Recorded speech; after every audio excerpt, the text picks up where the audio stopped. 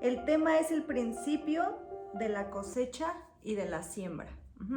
Yo creo que varias veces se nos ha hablado de este tema o lo hemos llegado a escuchar o no lo hemos llegado a escuchar, pero es sumamente importante. A veces nada más lo tomamos en cuenta para las cosas tal vez que nos convienen o en las cosas que nosotros hemos sembrado y para obtener algo. Pero este principio va más allá de, y quiero que me acompañen por favor a Gálatas 6:7. Que puedan ir en su Biblia a Gálatas 6:7.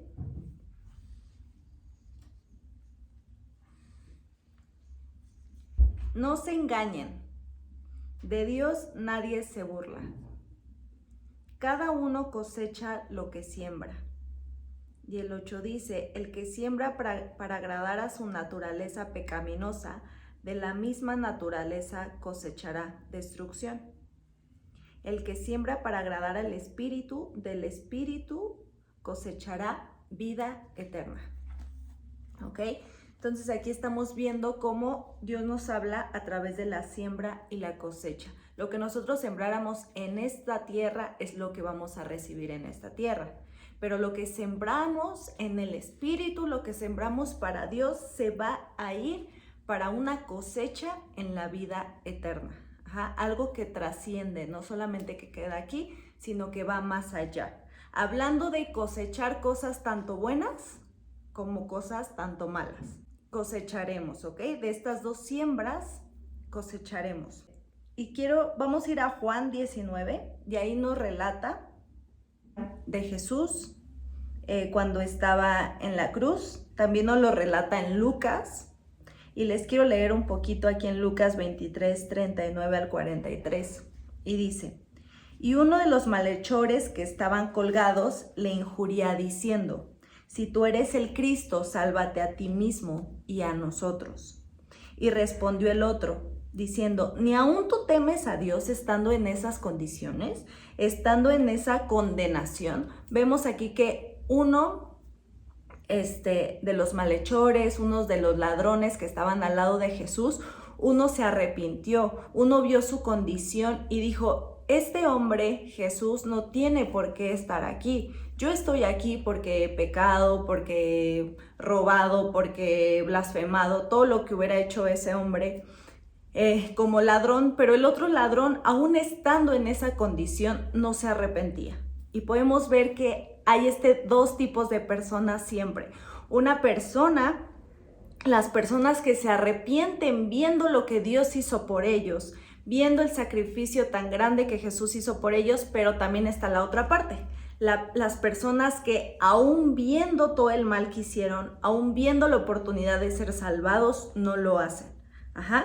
Y dice, ni aún tú temes a Dios estando en la misma condenación. Podemos ver que hay gente que aunque le pase lo peor, esté en las peores condiciones, jamás se va a arrepentir y no va a ver su maldad. Y nosotros, a la verdad, dijo el ladrón, llamémoslo bueno, justamente padecemos porque recibimos lo que merecemos. Nuestros hechos, mas ningún mal hizo. El otro reconoció que lo que sembró por mucho tiempo, al final lo cosechó estando en la cruz, que en ese tiempo así era como pagaban ante la ley. Y dijo a Jesús, este hombre, acuérdate de mí cuando vinieres en tu reino. Entonces Jesús le dijo, de cierto te digo que hoy mismo estarás conmigo en el paraíso. Entonces podemos ver la actitud de estos dos hombres, la actitud de su corazón, de cómo ellos se refirieron delante de Dios, que uno creyó y no creyó. Y es como vemos así varias personas que van en el mundo, que aún les pase lo peor, siguen renegando del Señor. Y vemos, el ladrón entendió claramente que estaba cosechando lo que había sembrado anteriormente. Entonces él merecía la cruz. Él merecía la cruz según la ley romana. Ahora bien, antes de morir, Jesús le dijo, consumado es. Por lo tanto, en ese momento, en Cristo, cuando Cristo murió, sus pecados le fueron perdonados de este hombre. Los pecados de aquel ladrón quedaron pagados. Pero entonces, vamos a ver qué pasó. Murió el ladrón inmediatamente después, cuando Jesús murió, cuando Jesús dijo consumado es, cuando Jesús ya no estaba en la tierra, en ese cuerpo, o siguió sufriendo más ese ladrón. Bueno, ¿cómo lo podemos ver? En Juan 19, 31 al 33 dice: entonces los judíos, por cuanto era la víspera de Pascua, cuando fueron crucificados, para que los cuerpos no se quedaran en la cruz en el sábado, pues era un gran sábado, era el sábado de Pascua, no querían ver ahí a las personas crucificadas ese día, rogaron a Pilato que se les quebraran las piernas y fuesen quitados. ¿Por qué se les quebraran las piernas? Bueno, era una parte donde se les quebraran y entonces ellos ya se quedaban sin poder respirar y su muerte iba a ser instantánea. Como Jesús había muerto antes de los ladrones, pero los ladrones aún no habían muerto, a ellos se les tenían que quebrar las piernas para que ya murieran. Y dice que le quebrasen las piernas y fuesen quitados. Y vinieron los soldados y quebraron las piernas del primero y asimismo al otro que había sido crucificado con él. Mas cuando vinieron a Jesús, como lo vieron ya muerto, no le quebraron las piernas. ¿Qué podemos ver aquí? Que aunque uno de los ladrones ya se había arrepentido, aunque en ese momento él recibió su salvación, que aunque en ese momento Jesús le dijo que iba a estar ese día con él en el paraíso, él tenía que pagar aún la condena por la cual él había sembrado. Obviamente los ladrones vivieron aún más horas después de que Jesús murió. Y tuvieron que sufrir una agonía adicional, o sea, de más tiempo, de que los soldados les quebraran las piernas, con lo que no pudieron sostenerse a sí mismos, lo que les aceleró la muerte de asfixia. O sea, fueron muertos en ese mismo momento. Si el ladrón que fue salvo hubiera sido liberado también de tener que cosechar lo que había sembrado, ¿por qué Jesús no se lo llevó con él? ¿Ok? En ese momento. Recordemos que los principios de Dios, sus leyes son inamovibles. Aunque tú seas salvo, si tú estás provocando una ley, es lo que tú vas a recibir a través de esa ley. Aunque tú seas salvo, si tú por algo estás sembrando discordia, estás sembrando algún pecado, de él tú vas a recibir, porque es lo que tú estás sembrando y eso vas a cosechar. Si tú estás sembrando con la gente amor, empatía, hermandad, obviamente tú vas a cosechar la hermandad, la armonía, el amor, la comprensión. Pero aunque tú seas salvo, esto no te deslinda de las leyes que Dios te puso. Esto no te deslinda de los principios que Dios ya estipuló. Entonces vemos, si el ladrón que fue salvo hubiera sido liberado también de tener que cosechar lo que había sembrado, porque Jesús no se lo llevó a él en el paraíso inmediatamente cuando Jesús murió.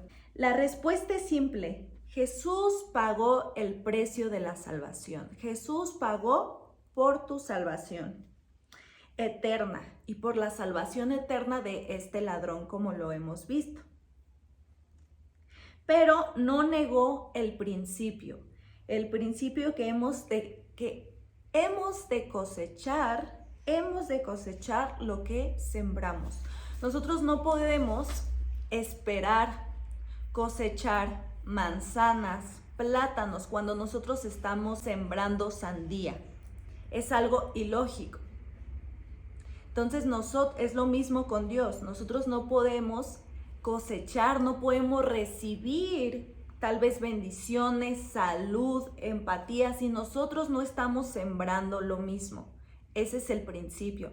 Por eso es muy importante que lo conozcamos, porque hay personas que no lo conocen y dicen, es que si yo soy salvo, si ya estoy con Dios, ¿por qué me sigue pasando esto? Porque tu vida no la está siendo transformada. Y lo que tú estás sembrando con los demás, sembrando en la iglesia, lo que tú estás sembrando en tu casa, en tu trabajo, eso es lo que vas a cosechar, es lo que vas a recibir. Y como lo dije, es un principio, no importando si eres salvo o no eres salvo, este principio y esta ley está estipulada en Dios y no se puede cambiar ni modificar.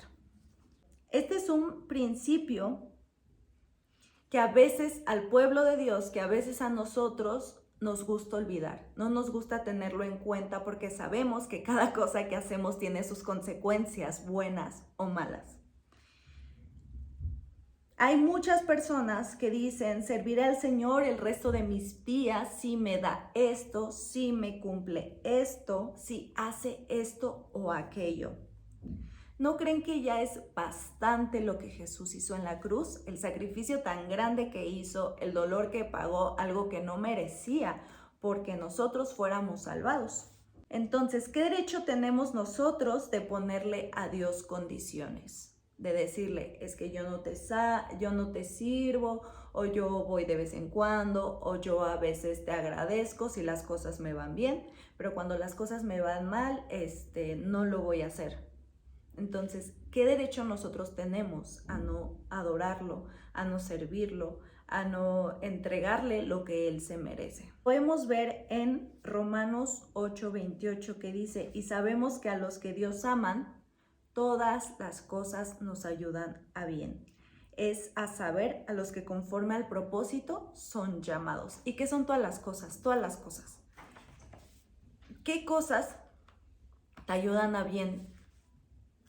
Bueno, puede ser tal vez momentos difíciles, porque de ahí aprendemos, pruebas, dificultades, cuestiones que nosotros no esperábamos y sucedieron, hasta accidentes, enfermedades, todas esas cosas para los que conocen a Dios, para los que están sometidos a Dios, nos van a ayudar a bien, porque vamos a aprender algo de ahí. Se va a formar nuestro carácter, o vamos a crecer espiritualmente, o va a aumentar nuestra fe. En Primera de Pedro 1:6-9, si tienen su Biblia, búsquenlo, o si no, escríbanlo. Podemos ver en este pasaje que dice, en lo cual vosotros os alegréis, estando al presente un poco de tiempo afligidos en diferentes tentaciones. Dice, alégrense ustedes aunque estén pasando por tentaciones, aunque estén pasando por dificultades. Si es necesario para que la prueba de nuestra fe, mucho más preciosa que el oro, el cual perece, bien que sea probado con fuego, sea hallada en alabanza, gloria y honra. Dice el Señor, si es necesario para que sea probada tu fe, pasar por fuego, lo voy a hacer. Entonces, a veces las cosas que nosotros creemos que son las que nos hacen bien, para Dios son otras cosas las que nos hacen bien y las tenemos que aceptar. Porque si tú estás seguro que todas las cosas en Dios te sirven para bien, tienes que tomar lo que Dios te mande.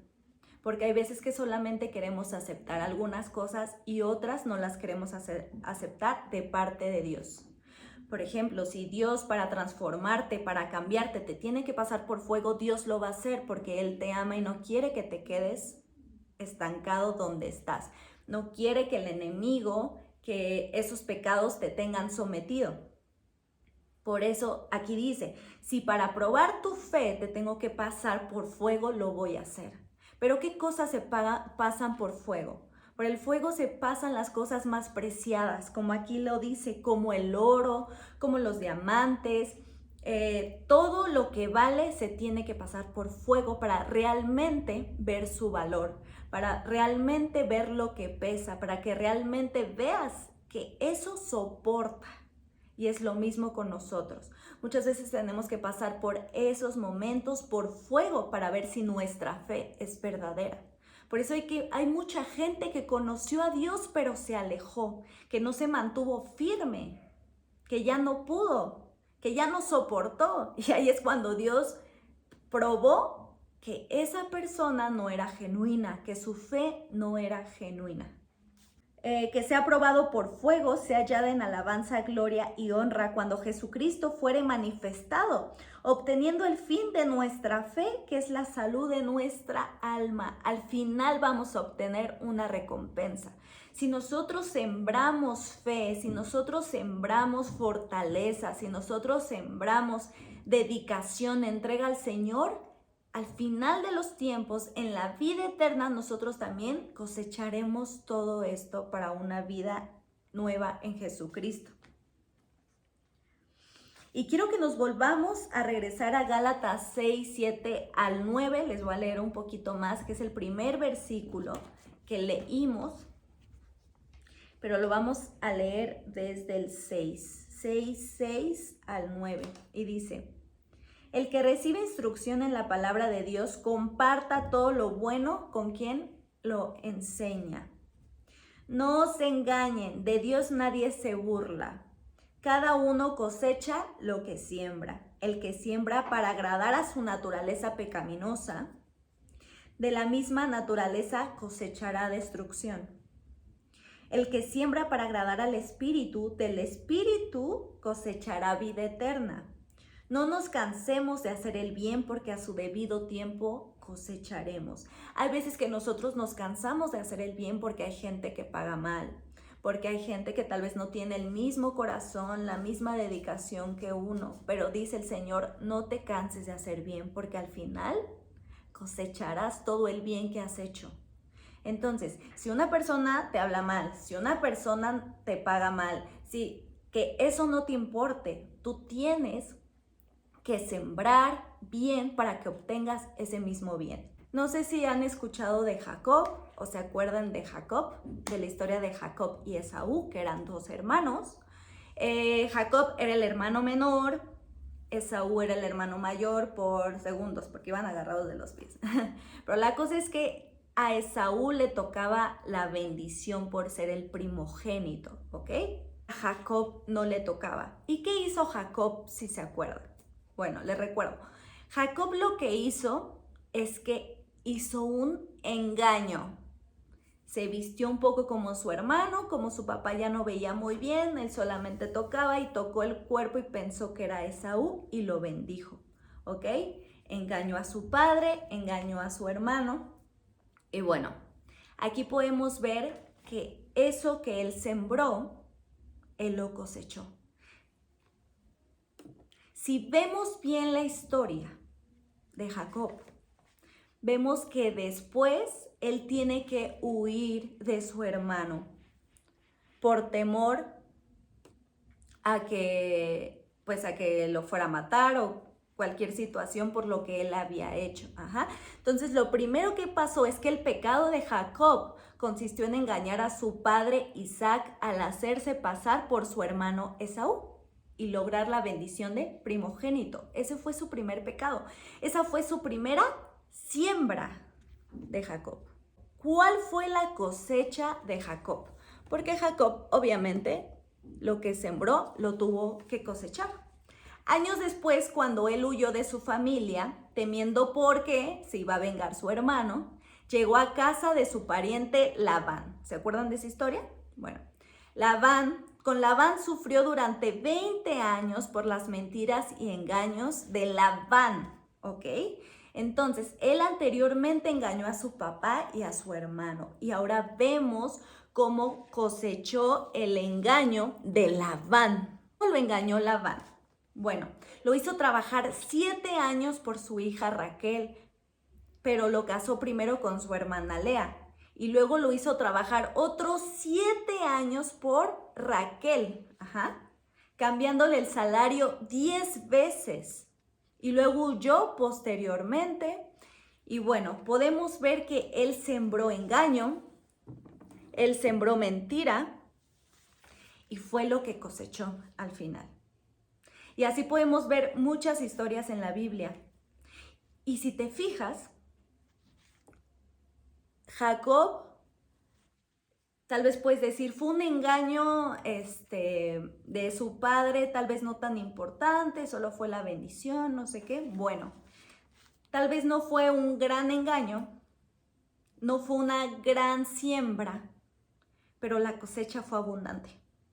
Y eso es algo que nosotros tenemos que tener bien conscientes y bien en claro, que lo que sembremos, la cosecha aún va a ser más grande, tanto en las bendiciones como tanto en las maldiciones. Podemos ver que su cosecha de Jacob tal vez no fue tan grande como la siembra, de Jacob no fue tan grande como la cosecha que obtuvo. Él engañó una vez, él lo engañaron muchas veces, le cambiaron el salario, le dieron otra mujer, trabajó por muchísimos años por algo por algo que él no quería. Entonces podemos ver qué tan fuerte es la siembra y la cosecha. Y regresamos al versículo que estábamos leyendo y dice, no nos cansemos de hacer el bien porque a su debido tiempo cosecharemos si no nos damos por vencidos. Por lo tanto, siempre que tengamos la oportunidad, hagamos bien a todos y en especial a la familia de la fe. Cada que tengamos oportunidad, nos dice Dios, tienen que hacer el bien y en especial a tus hermanos de la fe. Como dijimos anteriormente, aunque no te paguen de la misma manera, recuerda que tú estás sembrando algo y ellos sembrarán también algo. Y cosecharán lo que siembran, pero tú también vas a cosechar lo que siembran. Martín Lutero tenía una frase que decía, aún sean los últimos días, aunque hoy fuera el último tiempo, aunque hoy viniera el Señor, yo hoy sembraría.